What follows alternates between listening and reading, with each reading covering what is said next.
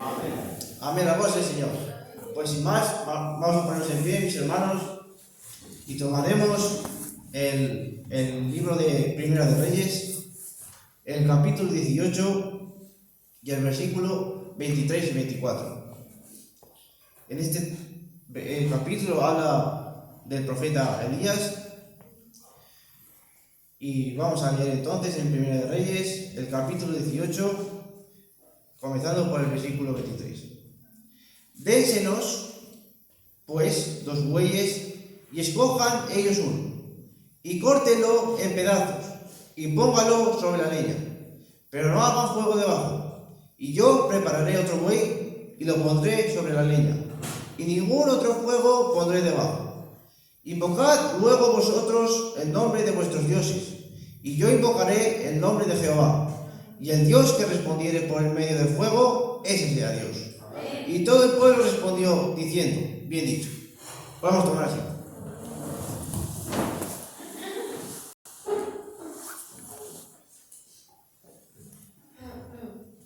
Bien, mis hermanos, antes de seguir continuando con esta escritura, yo quiero hablar cómo fue que llegaron a este lugar. Y en ese tiempo, mis hermanos, aquí era Elías hablando con el pueblo de Israel. Era un tiempo, mis hermanos, donde el pueblo de Israel se había desviado totalmente de los mandamientos de Dios. Porque el pueblo de Israel, mis hermanos, fue el pueblo que escogió Dios para hacer de él, mis hermanos, para habitar él en medio de ellos. Y, mis hermanos, es el pueblo que más ha fallado a su Dios. Porque sus otros pueblos alrededor tienen dioses falsos. Los filisteos, todos aquellos pueblos que rodeaban a Israel tenían sus dioses, pero ellos eran fieles a sus dioses. Pero Israel, por cualquier situación, mis hermanos, siempre estaba fallando a su Dios. Pero en esta situación, mis hermanos, había un rey que se llamaba Acab, y este hombre había sido el peor rey de los que había pasado por Israel. Este era de los peores. Su padre, mis hermanos, también había sido malo, porque él había usurpado el trono, matado al que verdaderamente iba a ser rey. Y, mis hermanos, este rey Acab, quizás viendo cómo actuaba su padre, él actuó de esa misma manera. Y este hombre, cuando llegó a ser rey, mis hermanos, dice que le resultó cosa ligera andar en sus malos caminos. De tal manera, dice que construyó un templo a Baal, que es un dios extranjero, y se casó con una mujer extranjera que se llama Jezabel. Y al hacer esto, mis hermanos, él trajo mucha más idolatría y mucho más pecado a Israel del que ya había. Por ello, mis hermanos, era el rey que más pecado había traído a Israel, y por eso era el peor rey que había Israel. Y en ese tiempo, mis hermanos, como digo, el pueblo se había apartado totalmente de Jehová. Y sepan, mis hermanos, que la palabra nos dice que no nos desviemos del mandamiento de Dios, ni a derecha ni a izquierda. Pues en el momento que uno se desvía del mandamiento de Jehová, por muy poco que sea, en ese momento viene la muerte. Y, mis hermanos, este pueblo estaba sin Dios. Estaba, mis hermanos, en pecado. Y tenía que venir alguien para hacer que esto volviera a su estado, volviera a su originalidad. Y estaba acá, mis hermanos, quizás en su trono, estaba en su palacio, y apareció por allí un hombre que la escritura no dice quién eran sus padres, ni cómo era su niñez, no dice nada. Este era Elías el Tisbita. Dice que era de los moradores de Galaad. Y se presentó un día, mis hermanos, ante la presencia de este hombre, de Acab, y le dijo así: vive Jehová Dios de Israel, en cuya presencia estoy, que no habrá lluvia ni rocío en estos años, sino por mi palabra. Amén. Este era, mis hermanos, el profeta de Dios, el profeta que fue a hablar a este hombre que estaba haciendo que Israel fuera de pecado en pecado, y cada vez fuera, mis hermanos, a un estado peor, olvidando a su Dios. Y este hombre, teniendo la palabra de Jehová, fue ante el rey y le dijo que por mi palabra no habrá ni lluvia ni rocío, sino por algunos días. Por mis hermanos, la palabra nos dice que si vosotros tuvieseis la fe, mis hermanos, y hicierais este monte, que se quitara de aquí y se echara para allá, sin dudar en vuestro corazón, sino que lo creyerais, ese monte se obedecería. Pero dice que vosotros, si vosotros tuvierais fe, vosotros lo diríais. Nuestra palabra, mis hermanos, si nuestra palabra fuera, haz esto, y así se haría, es porque Dios dio ese mandamiento.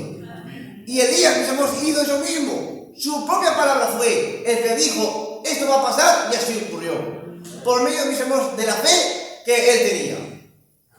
De esa misma manera, mis hermanos, Dios a usted también le ha dado autoridad sobre los enfermos, para echar fuera demonios, porque él, mis hermanos, nos ha dado la palabra. Y nuestra fe, mis hermanos, con esa palabra, mis hermanos, todo es posible. Por eso este hombre, mis hermanos, fue donde este hombre acá y dijo, por mi palabra no habrá ni lluvia ni rocío.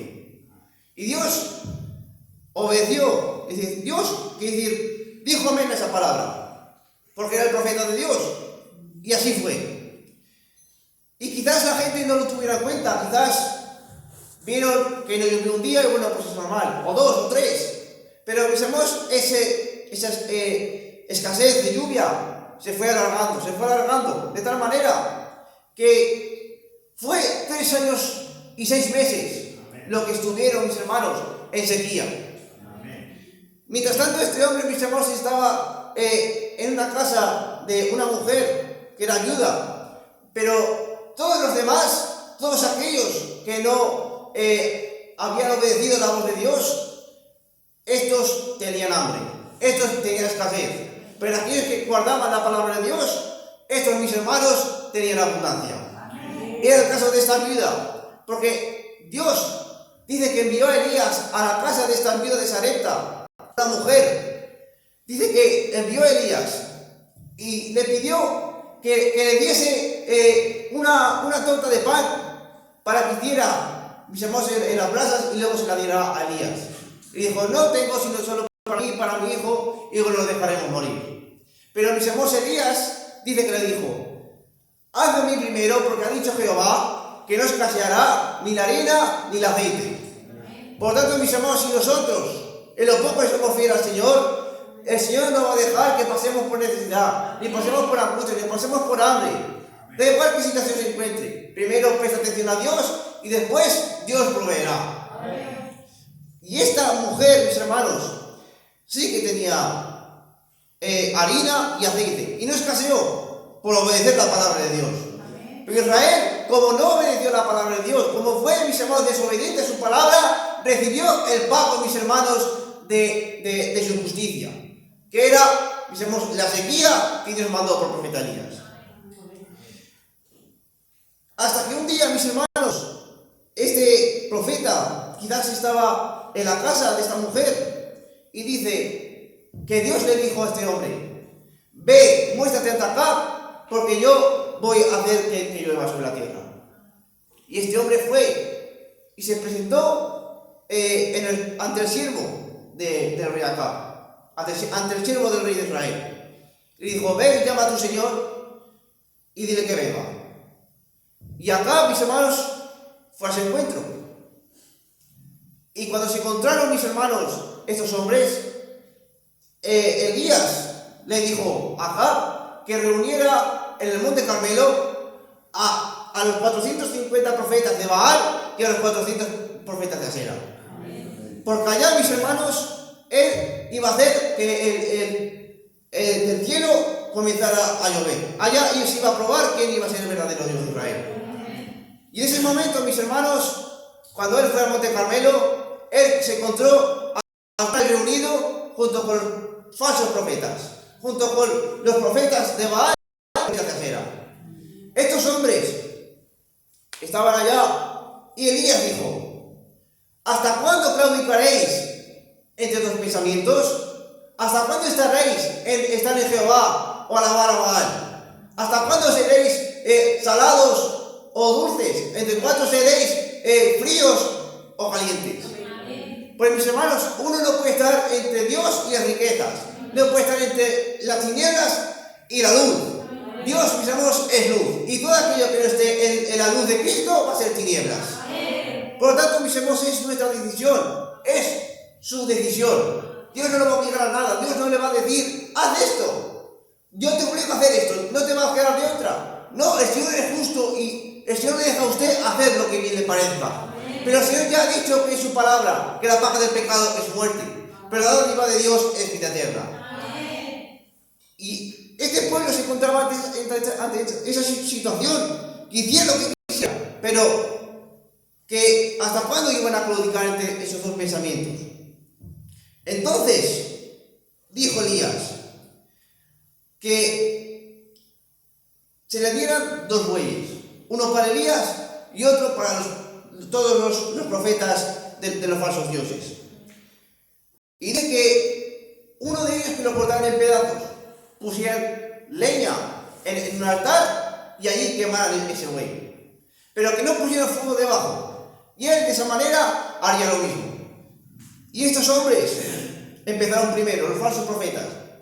Dice que cortaron ese buey en pedazos, lo pusieron en el altar de Baal o de lo que fuera, y ellos comenzaron a gritar. Desde el amanecer hasta el atardecer. Comenzaron a gritar, comenzaron a cortarse con cuchillos, conforme a sus costumbres. Empezaron a alabar a su Dios, empezaron a hacer lo que fuera para que su Dios respondiese. Porque el Dios que respondiese por fuego, ese iba a ser el verdadero Dios. Y este hombre, Elías y todo Israel, estaban esperando a ver ese gran Dios Baal, ese Dios que estaba adorando ahora a Israel, a ver si respondía por fuego, a ver qué tal. Pero mis hermanos, pasó 1 hora, 2 horas, 3 horas, no respondía Baal. Y dice, mis hermanos, que Elías ya se estaba riendo de ellos. Él decía, gritar porque Dios es, quizás está durmiendo, quizás está de camino o está haciendo algo y hay que despertarle. Y ellos aún gritan más, de tal manera, mis hermanos, que se cortaban con lancetas y cuchillos. Pero ya después, pasando el tiempo, Elías les dijo al pueblo, acercaos a mí. Y les dice que se acercó al altar de Jehová y estaba derribado. Estaba destruido, mis hermanos, porque habían dejado de alabar a Jehová, habían dejado de hacer sacrificios en sus altares y se habían ocupado en hacer sacrificios en los altares de Baal. Y él tuvo, mis hermanos, que reconstruir de nuevo ese altar y puso 12 piedras conforme al número de las tribus de Israel. Y él cortó el buey y lo puso, mis hermanos, en el altar que él construyó. Pero mis hermanos, no puso fuego, sino que al revés, él puso agua encima de ese altar. Empezó a echar agua, hizo una zanja alrededor de ese altar, de tal manera que rebosaba el agua por todas partes, para demostrar verdaderamente que era el verdadero Dios de Israel. Y como él dijo, no puso fuego debajo, porque mis hermanos, el fuego no lo puedo traer yo, el fuego, mis hermanos, lo tiene que traer Dios. El fuego, mis hermanos, no lo va a traer la religión. El fuego, mis hermanos, no lo va a traer las alabanzas. El fuego, mis hermanos, tiene que estar en usted. El avivamiento tiene que estar en usted. Mis hermanos, por eso, cuando un fuego arde, empieza a echar humo al cielo. Pero si el fuego, mis hermanos, es un fuego artificial, por mucho grande que sea, por mucha gente que haya, por mucha gente que esté alabando o esté cantando, no necesariamente ese fuego va a arder. Pero si nuestra verdadera oración es de corazón, con una fe sincera, con una alabanza sincera, una predicación de verdad, de corazón, con fe, mis hermanos, viene el fuego del cielo. Y eso es, mis hermanos, lo que hizo Elías. Él se puso, mis hermanos, ante ese altar, y quizás no hizo una oración muy larga, ni hizo una gran exhibición. Tan solo, mis hermanos, dijo estas palabras. Dice, cuando llegó la hora de ofrecerse el holocausto, se acercó el profeta Elías y dijo, Jehová, Dios de Abraham, de Isaac y de Israel, sea hoy manifiesto que tú eres Dios en Israel, y que yo soy tu siervo, y que por mandato tuyo he hecho todas estas cosas. Respóndeme, Jehová, respóndeme, para que conozca este pueblo que tú, oh Jehová, eres el Dios, y y que tú vuelves a ti el corazón de ellos. Fíjese que oración tan sencilla, pero dice, entonces cayó el fuego de Jehová y consumió el holocausto. Es, mis hermanos, el fuego de Jehová que va a hacer que ese holocausto sea consumido. No, mis hermanos, mucha religión, no las denominaciones, no, mis hermanos, las multitudes, sino el fuego de Jehová que desciende de lo alto. Y eso es lo que hoy hace falta, un mensaje, un nuevo Pentecostés, algo que nos haga dentro de nosotros hacer que ese fuego de nuevo se encienda. Porque nos hemos dejado dormir, porque nos hemos dejado llevar, mis hermanos, por las cosas del mundo. Y tiene que haber un fuego hoy que le encienda. Mis hermanos, en el antiguo Pentecostés, dice que estábamos unidos todos en unánimes. Y dice que de repente vino del cielo como un estruendo, como un viento recio, que llenó toda la casa. Y dice que descendió fuego en cada uno de ellos. Y empezaron a hablar lenguas y todas fueron llenas del Espíritu Santo. Mis hermanos, si usted realmente ha venido aquí con la intención de alabar a Jehová, usted cuando vaya a ofrecer ese incienso, cuando vaya a ofrecer ese holocausto, tiene que haber un fuego en usted, tiene que haber una fe, algo que haga encender el fuego de Dios. Y si ese fuego no desciende es porque algo pasa con usted. Quizás el altar de su corazón está destruido. Quizás, mis hermanos, no están prestando atención a su vida espiritual. Ya empezado a comenzar a buscar otra cosa que no son los mandamientos de Dios. Quizás hemos estado buscando los mandamientos de Baal o de Asera o de cualquier cosa, pero tenemos que buscar los mandamientos de Dios y reconstruir de nuevo el altar de nuestros corazones. Y hoy, mis hermanos, tenemos un mensaje, que ese mensaje, mis hermanos, fue enviado de Dios, igual que fue enviado este profeta Elías, hacer de nuevo descender el agua del cielo. Hoy tenemos un agua viva, mis hermanos. Un agua, mis hermanos, enviada desde el cielo para usted y para mí, para volver de nuevo a la fe de los padres, para tener un nuevo Pentecostés en nuestras vidas, para no dejarnos llevar, mis hermanos, tan solo por el emocionalismo. El emocionalismo chilla, grita, te lo pasa muy bien, pero sales por esa puerta y sigues siendo el mismo. En tu casa no buscas a Dios, no buscas cánticos, no, lo que sea, mis hermanos, pero es necesario que nosotros haya un fuego, pues ese fuego va a ser, mis hermanos, lo que ahuyente al lobo, lo que ahuyente a los animales que van por nuestro alrededor.